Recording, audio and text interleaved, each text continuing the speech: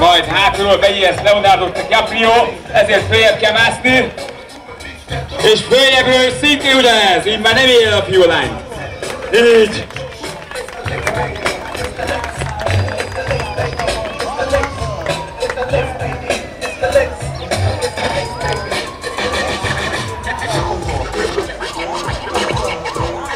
Egy bicska, és hozzá megint ön hátul a repülős Gizi.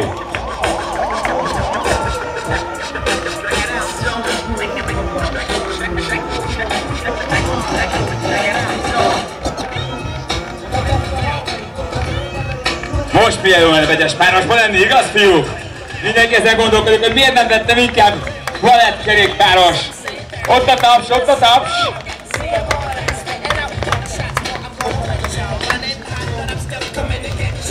Na még egyszer! Érdemes még figyelni a kompozíciót, egyforma mezek, egyforma hajba való hajgumi, és a ciccentyű naci.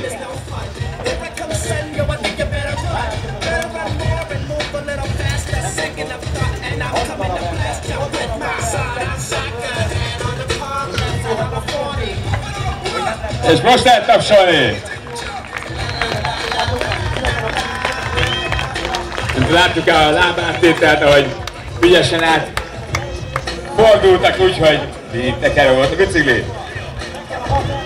Még egy mérleg, egy bicskával.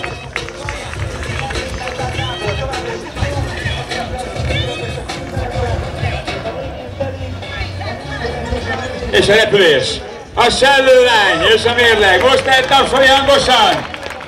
Higos Niki! Köszönjük szépen, lányok! Találkozunk legközelebb mindenképpen. Máshol a harmadik KNH olimpiai kerékpárnapon jövőre, de szerintem sok helyen találkozunk még Kégyényi Rővel, Kingával és Nikivel.